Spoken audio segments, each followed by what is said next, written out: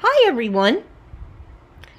As you know, the points we make in research-driven papers must be supported by information taken from reliable sources. Once we've decided what information we have found in sources supports the points we want to make in our writing, we must transfer that information from the sources into our paper. I want to take some time today to talk about the methods we can use to integrate information from sources into our writing. As noted on the Canvas page, you need to be able to refer to the Issues and Controversies article on antipsychotic drugs as we proceed through this video. Make sure you have that article open in a way that makes it possible for you to study it as we go on. There are 3 ways to incorporate information from sources into our work. The most common method we use to incorporate information from sources into our work is summary. Summary is by far the method we use most frequently to incorporate information from our sources. We use summary when we want to include part of the information from a passage written in a source, but we don't want to include all of the information in detail. Paraphrase is another method we can use under specific circumstances. We paraphrase a passage from a source when we want to include all of the information in that passage. But because there is nothing about the exact wording of the passage that makes the wording important to the point we're making in our paper, we don't want to use a direct quote. While direct quotes can be used correctly and effectively in academic writing, the information must meet very specific criteria in order to meet the guidelines for using direct quotes. Because the information must meet very specific criteria in order to be quoted directly, direct quotes are used much less frequently in academic papers than summary and paraphrase. Direct quotes are used very rarely in academic writers, except in papers that discuss works of literature. In fact, most academic papers will include no direct quotes at all. Now, as I said, direct quotes are used only under special circumstances. We use direct quotes in papers only when the exact wording affects the meaning of the information in a way that is important to the point we're making in our paper. That's very rare indeed. Except for papers about literary works such as novels, short stories, poems, and plays, many research-driven papers have no direct quotes at all. Since it is such an important method of incorporating information from sources, let's begin by discussing summary. Summary is by far the method that we use most frequently to incorporate information from sources. In fact, it may be the only method used in some papers. Summary is used any time that we want to include only part of the information from a source to support a point that we're making in a paragraph in our paper. A summary of any length, even a very short one-sentence summary, can be used to provide a condensed statement of the information presented on several pages, an entire chapter, or even an entire article or book of any length. Summaries are always expressed in our own words. No more than 3 terms in a row can be copied directly from the source. Anytime we use more than 3 terms in a row from a source, we need to change the wording so that we are using our own words in our summary. Now let me explain what I mean by 3 terms in a row.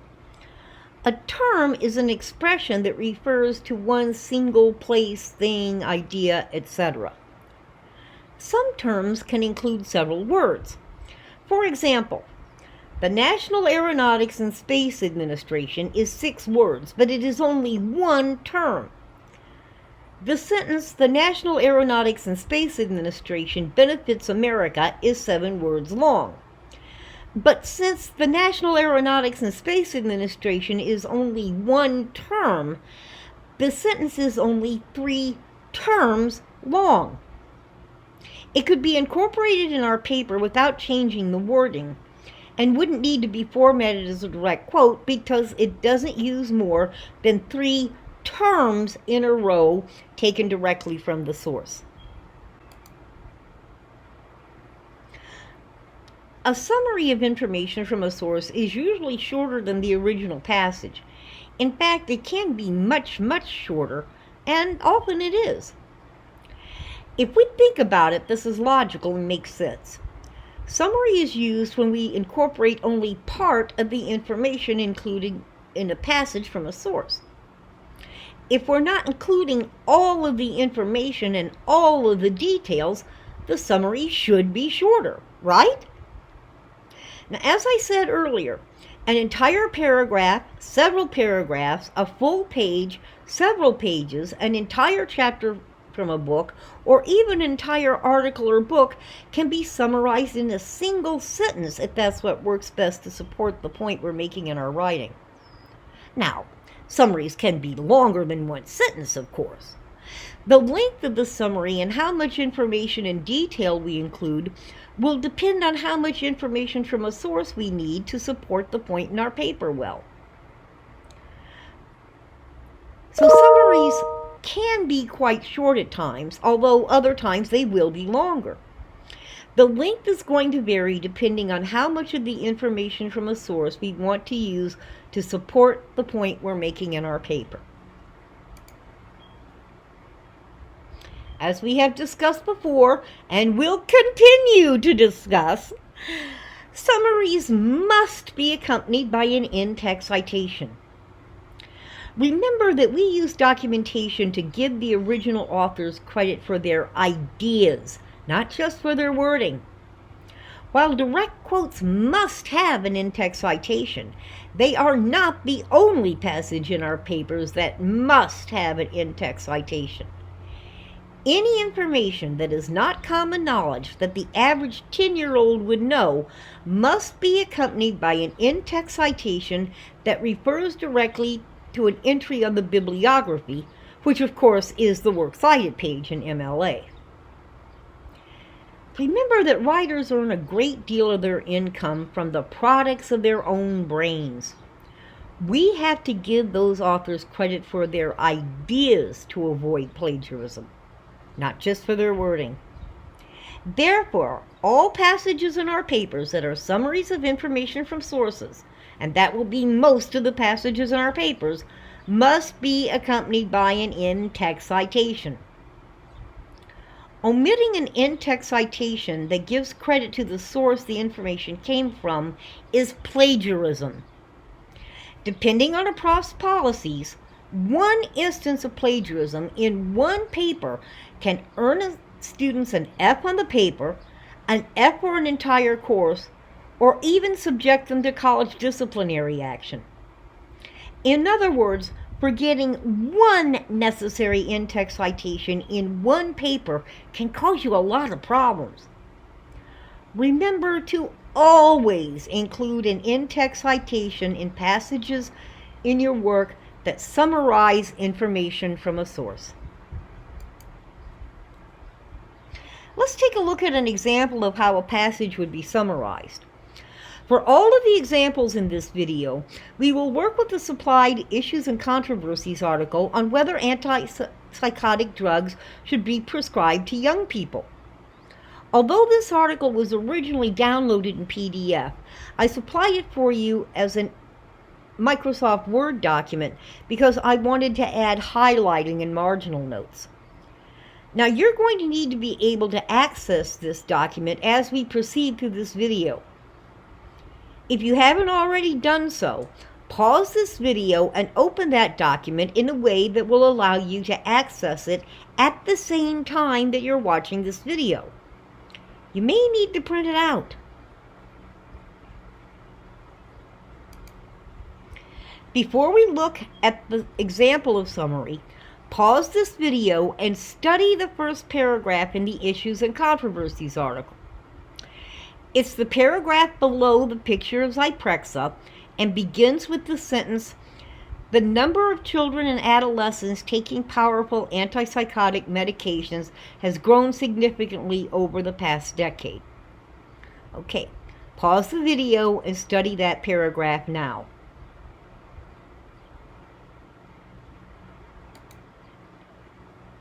Okay, let's take a look at how we might summarize that paragraph in a paper we're writing. Pause the video for a second and study the paragraph that you see before you on the screen. Now, let's compare the example summary that we have here to the first paragraph in the Issues and Controversies article. Notice that the first sentence in our summary basically restates the first and part of the third sentence in the paragraph in the Issues and Controversies article. It doesn't include all of the details. It does not, for example, include the definition of atypical antipsychotics or refer to their chemical structure, because that's more detail than we want to include in this paragraph. Notice, too, that the wording of the first sentence in our summary is very different than the wording in the first three sentences of the Issues and Controversies article. Our summary doesn't use more than 3 terms in a row taken directly from the source. Okay, let's move on to the second sentence of our summary. That sentence basically restates a different part of the third sentence of the paragraph in the Issues and Controversies article and the last sentence in that paragraph of the article. However, that sentence of our summary includes less detail than the passage in the Issues and Controversies article that it summarizes, and the wording is very different. Again, no more than 3 terms in a row in our summary are copied directly from the source. Now, in this case, the summary incorporates information from only one paragraph in the original source. But summary can be used to incorporate a condensed version of several paragraphs, an entire page, an entire article, or even an entire book. As we've noticed, it doesn't include all of the information and details stated in the original source. It doesn't use more than 3 terms in a row taken from the original source, and it has an in-text citation. Therefore, our example meets all the requirements of a summary and is a good summary. Of course, in any summary, exactly what information and which details we include from the original source depends on what the point is that we're trying to support in our paper. If we were writing a paper comparing new antipsychotic drugs to older ones, we might have used only the information from Issues and Controversies that refers to the changes in the chemical compounds. The thing is that as long as we don't completely change the meaning of a statement in a source by using it completely out of context, we can pick and choose whichever information from a source we want to use to support a point in our paper. And because it presents material in our own words, takes up less unnecessary space in our paper, and allows us the flexibility to choose exactly which info from a source best supports a point we're making in the paper, a summary is by far the method we use most frequently to incorporate information from sources into our own writing. Paraphrase is another method we use to integrate material from sources into our own writing. Because we use it under special circumstances, it is generally used less frequently than summary. We paraphrase information from a source when we want to include all of the information in the passage from a source, but the exact wording does not affect the meaning in a way that matters to the point we're making in our paper. Like summaries, paraphrases are always stated in our own words with no more than 3 terms in a row copied directly from the source. But to avoid plagiarism, we have to change more than just the wording when we paraphrase. Plagiarism is taking someone else's work and passing it off as our own, and that includes stealing how the information is organized. How the information is organized in the source we're working with is the product of the author's work. We can't steal the product of the author's mind in any way. Therefore, we must reorganize the information when we paraphrase a passage from a source. Now, unlike summary, a paraphrase of a passage from a source might be as long as the original passage and maybe even a little bit longer. Now, again, this is logical and makes sense, right? If we're going to use all of the information and details from a passage in a source, and all we're going to do is reorganize the order that the information is presented in and change the wording, it's not going to be a lot shorter than the original passage. In fact, it might be a little bit longer depending on how we change the wording. Like summaries, paraphrase must always be accompanied by an in-text citation. Remember, we need to give authors credit for their ideas, not just their wording. Anytime we have information in a paper that is not common knowledge that an average 10-year-old would know, we have to accompany that information with an in-text citation that refers directly to a source in our bibliography. If we don't include an in-text citation, we are committing plagiarism, which can cause some really serious problems for us.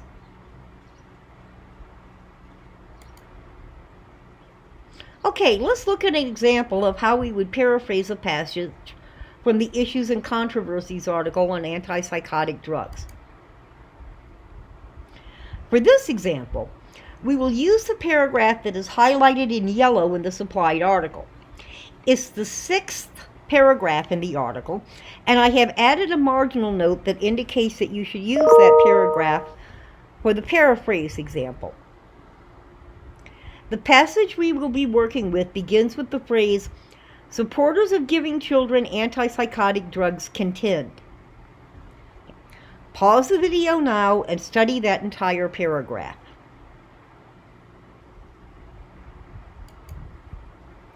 Now that you've studied that paragraph, let's look at an example of how we could paraphrase it to incorporate all of the information in that paragraph into our paper. Let's look at the first sentence in our sample paraphrase. We notice that it restates the information that is in the last sentence in the source paragraph from the Issues and Controversies article. But notice that the wording is different than it is in the original passage, and that no more than 3 terms in a row are copied directly into our paper. Okay, let's take a look at the second sentence in our paraphrase. That sentence begins with the information that is stated in the third sentence in the original passage, and then it states some of the information from the second sentence in the original passage. Since this sentence in our paraphrase works first with the third sentence in the original and then with part of the second sentence, we obviously have changed the organization that the information is presented in. And if we compare them, we will see that we also have changed the wording so that no more than 3 terms in a row are copied directly from the source. Okay, the last sentence in our paraphrase restates what the article says in the first part of its second sentence, and then states what the first sentence in the source states. Again, we've clearly reorganized the information so that it's presented in a different order, and we've used different wording so that no more than 3 terms in a row are copied from the source. And, of course, the paraphrase ends with an in-text citation. Since our example paraphrase includes all of the information and details included in the source paragraph, reorganizes the information so that it's presented in a completely different order than it is in the original, never copies more than 3 terms in a row from the source, and includes an in-text citation, it's a good paraphrase. Now notice that the paraphrase is close to the same length as the original. It might be a little shorter or a little longer because of the difference in wording, but it's close to the same length. The final method we can use to integrate information from sources into our writing is direct quotation. As we've discussed, direct quotes are used very rarely in academic papers. Academic writing is supposed to report the findings of our own original research. In the first couple of years of our college career, those papers will be written largely based on research that we conduct using reliable sources. Research conducted by studying source materials such as books, articles, websites, and videos is called secondary research. It is secondary not because it's of secondary importance or value, but because someone else conducted the original studies. But it is our own original research because there's very little chance that anyone else will use exactly the same sources to support exactly the same points in exactly the same way. Now, as we progress through college, we will find that we might need to conduct original surveys, field studies, or controlled experiments that we design ourselves that no one else has ever conducted. That type of research is called primary research because we conduct the original study ourselves. But since all research, whether it's secondary research or primary research, is to some degree our own original research, it should be expressed in our own original words. Using our own words helps demonstrate how our brains have processed the information that we find in sources or through primary research, and what we have concluded that information means. Writing research papers is not simply stringing together a bunch of direct quotes from articles. That wouldn't be original work. That would be letting our sources do our writing, do our work for us. It's viewed in the academy as laziness, carelessness, and intellectual theft. But every now and then we do find it necessary to use a direct quote, and we use them only when necessary. We use direct quotes when the exact wording of the passage in the source affects the meaning of a statement in a way that is important to how we're using the information to support our point. Now, that happens very, very rarely. Most of the time, we can change the wording without affecting the meaning in a way that changes how well it supports the point we're making in our paper. We do not use direct quotes simply because the author states something better than you or I could state it. Most published work goes through an extensive editing process that can take several months or up to a year. Now, obviously, somebody who has been working on an article for over a year is going to be able to use wording that's better than you or I could use in working on a paper for a few weeks or just a couple of months. They said it better than I did is not a reason to use a direct quote. You have to put everything in your own words unless a direct quote is absolutely necessary because the wording affects the meaning. Now, sometimes, and this is really rare in academic writing, we can use direct quotes to express a single person's emotions in a way that makes our point. But most academic writing is objective and detached. It's pretty much free of emotion of any kind. You're going to find very few statements in good, respected sources that express any emotion at all, much less emotion that is expressed so uniquely that it necessitates the use of a direct quote in the paper. Yes, it happens every now and then, but it's very, very rare. Now, we also use direct quotes when we're including information that might be controversial and lead to accusations of our being unfair if we change the wording. Again, that happens very rarely. Let me give you an example of a time when wording is controversial. On August 11th, 1984, then President Ronald Reagan made a joke that he didn't know was being recorded. The joke was leaked to the press. Now, if you were writing a paper about that incident, you would want to use a direct quote to relay exactly what Reagan said because it was controversial and somewhat inflammatory. He said, and this is a direct quote, "My fellow Americans, I am pleased to tell you today that I've signed legislation that will outlaw Russia forever. We begin bombing in 5 minutes." Unquote. Now, Reagan made this joke at the height of the Cold War and the nuclear arms buildup. In it, he threatens the USSR and states falsely that we are initiating nuclear war. Because that was such an important, inflammatory statement to make, you would want to quote it directly so that readers would not be tempted to believe that you were misinterpreting something that Reagan said and putting words in his mouth to make him look bad. That is the actual quote he said, and in that case, you would need to quote it directly. But those are the only 3 circumstances that would necessitate the use of a direct quote, except in papers written about literary works. We use direct quotes if the exact wording is important to the meaning in a way that pertains to our paper, if it expresses an emotion that's important to the point we're making, or it may be controversial. All of those cases are very rare. And in all other circumstances, use summary or paraphrase. For this course, keep in mind that when I encounter a direct quote in your paper, I will ask myself which of these 3 criteria necessitated the use of a direct quote.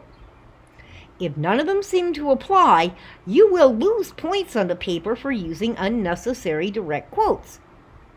In fact, if you study the rubric, you'll see that using unnecessary quotes will affect the scores for both the development and language and style categories.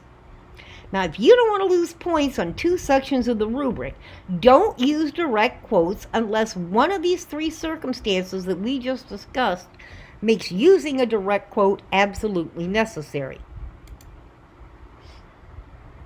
Direct quotes use exactly the same wording, spelling, grammar, punctuation, and mechanics as the original, even if there are mistakes in the original. We can't change anything in a direct quote because that would be misrepresenting the original author. But direct quotes are formatted differently depending on their length. As we shall see in an example in a few minutes, if a direct quote is less than 4 typed lines, we enclose it in quotation marks and integrate it into the paragraph it should be in. However, if the quote is 4 or more typed lines, it is not enclosed in quotation marks. Instead, it uses special indenting. We're going to take a look at how to do that in just a few minutes. Finally, every direct quote must have its own citation, even if the citation includes exactly the same information as the citation for the entire paragraph. Let's work with an example. Let's say you're writing about the disadvantages of online education. And let's say that all of the information in one paragraph comes from page 18 of a source named Smith. Now, let's also say that a statement in the middle of your paragraph needs to be expressed as a direct quote for some reason. At the end of the paragraph, you would have a citation of parenthesis Smith 18 close parenthesis to indicate that all of the information from that paragraph came from that page in that source. But you would also need to have a citation of parenthesis Smith 18 close parenthesis immediately after the quote, even though it's exactly the same as the citation at the end of the paragraph. You have to do that because every direct quote must have its own citation that is meant to apply only to that quote.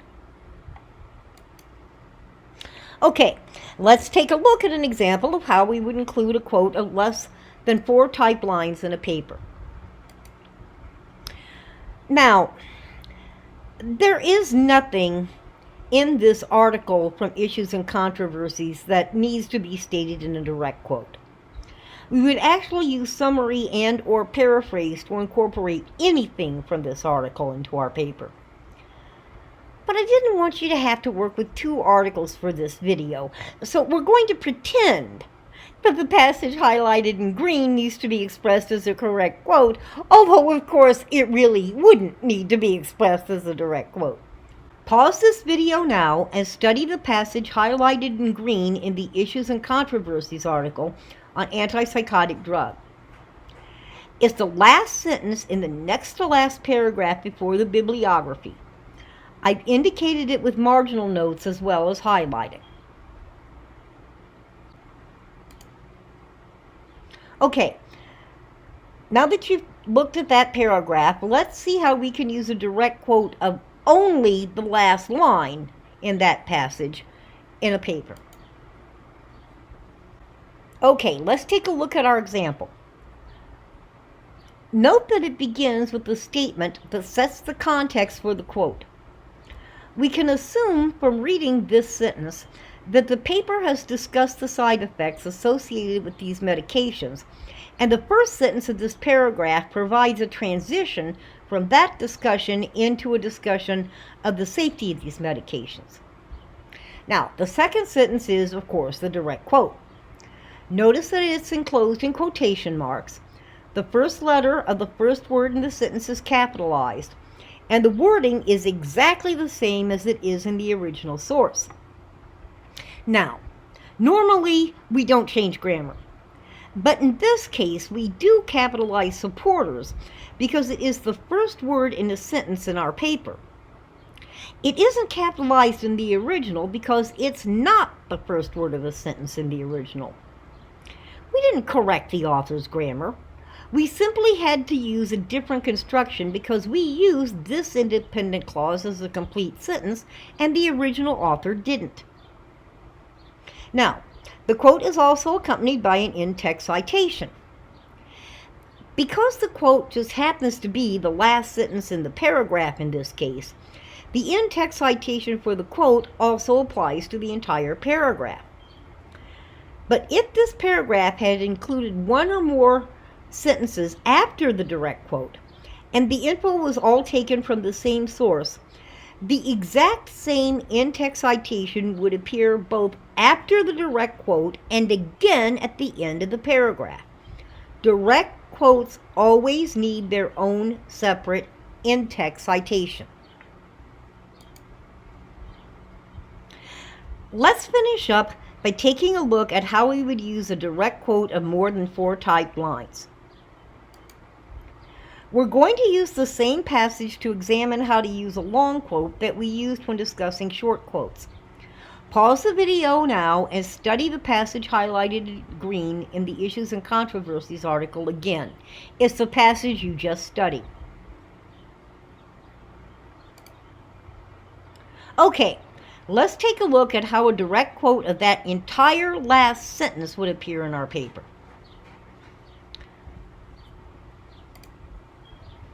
Again, we open with the statement that sets the context for the quote.